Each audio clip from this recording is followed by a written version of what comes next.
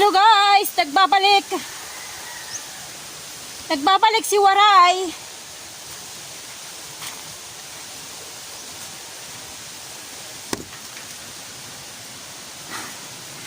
Kumusta kayo guys? Kumusta kayong lahat? Thank you sa bagong subscriber. At thank you sa mga lumang subscriber. At thank you sa lagi nagko-comment. Si Security Nature Lovers TV. Thank you. At saka sa iba nagko-comment din. Salamat. Salamat sa mga subscriber ko. Sa mga hindi bumibitaw, laging nanonood. Salamat sa inyong lahat. Yung bago ngayong silip sa aking channel, sa aking YouTube channel, yung bago pala ngayon, bagong silip ngayon, bagong nanonood ngayon, ikaw, kaibigan, please subscribe naman para madagdagan tayo. Ay, hindi ko mabuksan. Para madagdagan naman tayo guys. Please subscribe at saka likes na rin. Pwede nyo i-share yung aking video para naman siyempre makilala ang buhay ni Waray. Okay guys, hindi ko mabuksan yung aking ginintoang gate. Okay, mamaya ulit.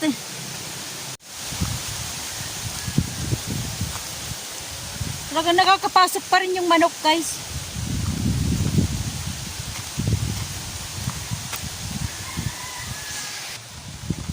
Kumustahin ko guys yung aking patola.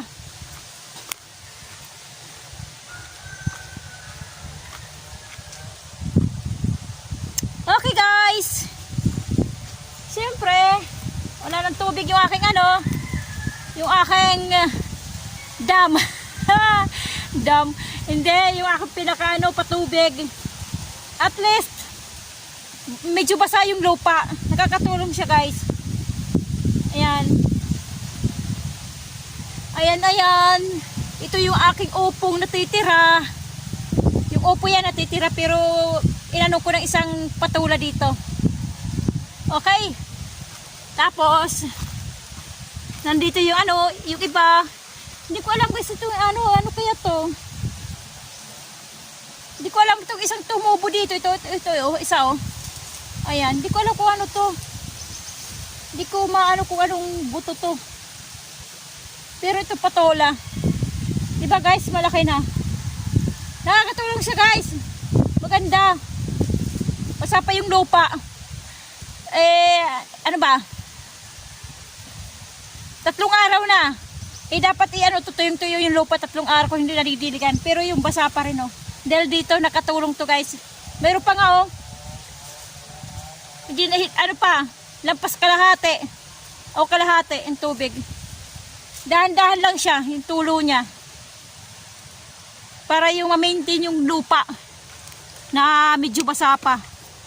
Katulad din dito guys, yung isa. Ayan. Malaki na. Ito, malaki na guys oh. Malaki na yung dahon. Malusog siya guys. Ito wala na rin oh, sakto lang. Basa pa yung lupa guys oh. Maganda, nakakatulong guys yung yung magano ka ng bote. Plastic bottle. Ito rin. Malaki na. Tapos yung isa tumubo kasi bagong tanim ko to eh. Kasi nag-iisa lang siya, yung isa hindi siya nabuhay. Hindi siya tumubo. Hindi siya nagkaroon ng tawag doon, sprout, ganyan. Ayan, balik tinaniman ko ulit ang isa yan. Basa pa rin yung lupa. Pero wala na yung tubig, ubos na.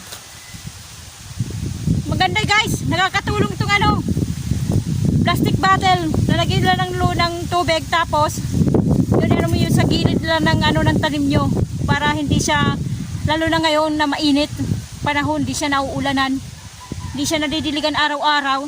Kaya ang ginawa ko, nakakatulong siya guys para hindi siya malalanta yung bagong tanim. Okay, ano ba gagawin ko ngayon dito? Wala naman ko tatanim eh, kasi nga hindi ko araw-araw didiligan eh. Kaya hindi ako nagtatanim ng bagong mga tanim o gulay kasi nga kailangan yan alagaan eh. Araw-araw mong didiligan, umaga hapon. Eh hindi ko nagagawa eh. Dahil sa bahay eh, walang iwan. Walang taong bahay pag may pasok ang mga estudyante. Siguro guys, itong luya ko to eh. Siguro guys, susubukan kong ang ipapalit ko na lang dito, ano ba? Iwan ko kung tutubo pa yung pakwan. Kasi minsan nagtanim na ako dito ng pakwan, hindi talaga eh. Hindi rin nabuhay siya pero hindi siya lumago. Nagkaroon siya ng bunga pero yung bunga niya naglalaglagan. Nalalaglag yung bunga. Kaya susubukan ko yun dito guys. Pero yung maalaga din yun eh. Umaga hapon din ang dilig nun eh.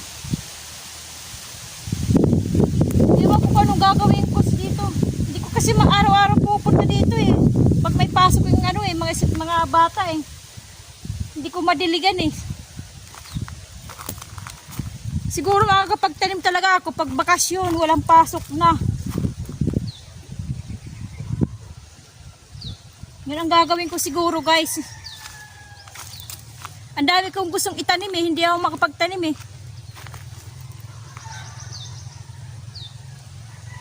Okay guys, may ulit.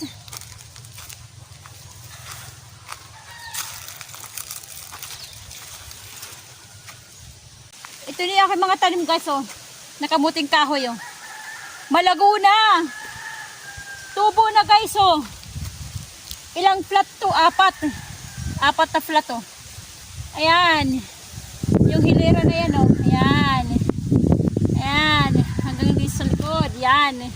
4 na flat. Tubo na. Buhay na guys. Oh. Kaya lang. Yan lang ang diferensya. Kinakahig ng manok. Katulad nito. Ayan. Kahig. Pag lumitaw lumitaw ang mga ugat, hindi magkakalaman ng kamuting kahoy pag lumabas yung ugat, di ba? Kasi kinakalkal eh.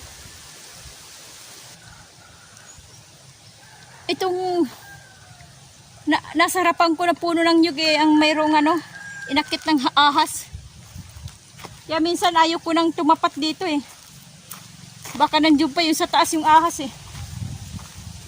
O ito guys, yung pinakauna kong tinanim na kamuting kahoy. Ayan. Yung pinakauna kong tinanim at saka yung unang kong hinarbisan. Saka itinanim ko ulit dyan. Yan, ito.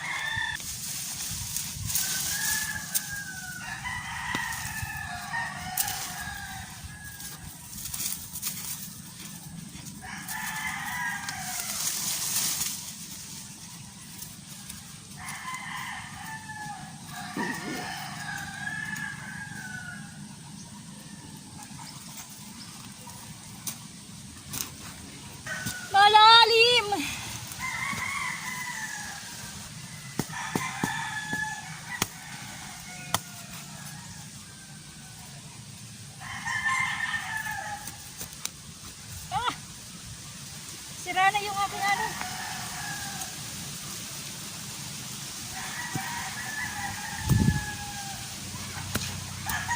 Yung aking bulo. Natanggal na.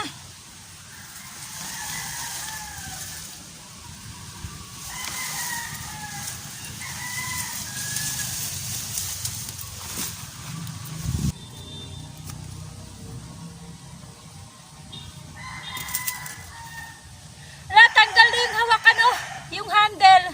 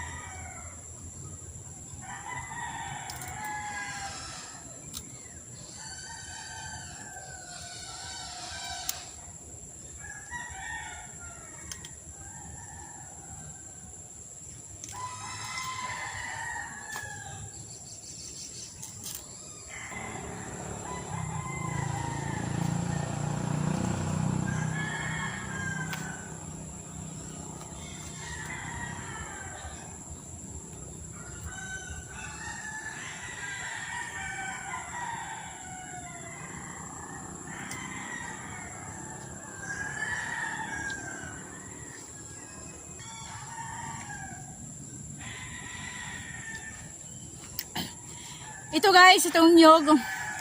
Dadalhin ko sa bahay. Kasi yung hinarvest kong kamuting kahoy gagataan ko.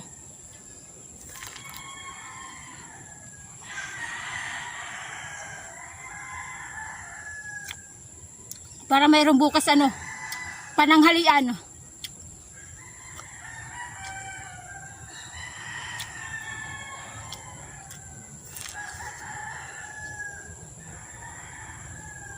Pwede rin almusal. Almusal at saka tanghalian. Gagataan ko siya.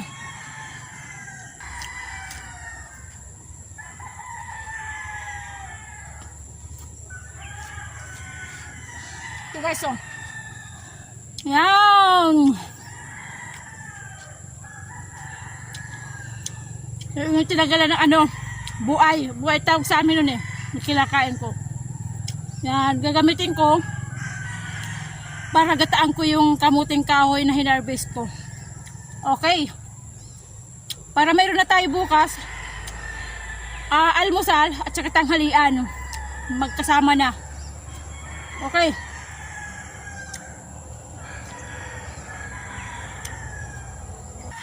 Okay guys.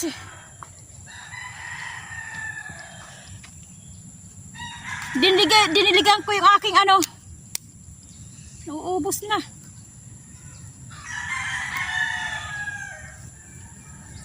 Yung aking patula. Diniligan ko guys. Ayan. Malusog na.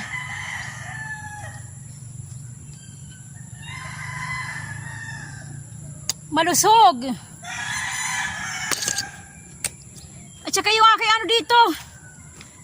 Yung kakunti kong natitirang kamuting kahoy, hinarvest ko na. Siyempre, tinaniman ko ulit. Itong dalawang flat. Tinaniman ko ulit siya guys.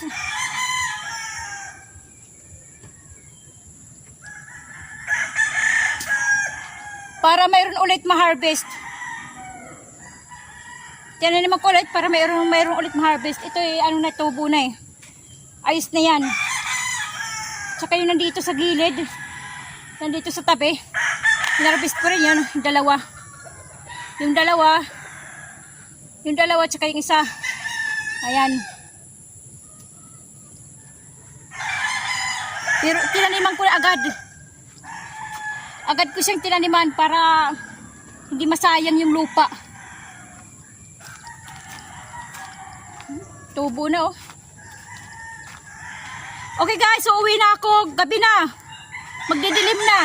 Umulan kanina. Hindi naman kalakasan na ulan.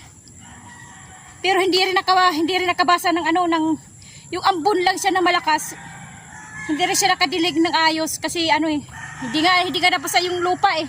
Ayan oh, hindi nabasa. Basta yung ambon lang na malakas, yun lang.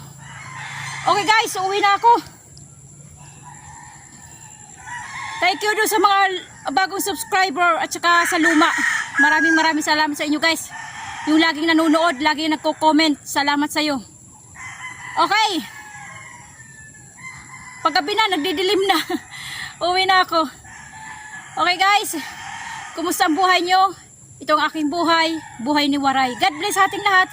Bye bye.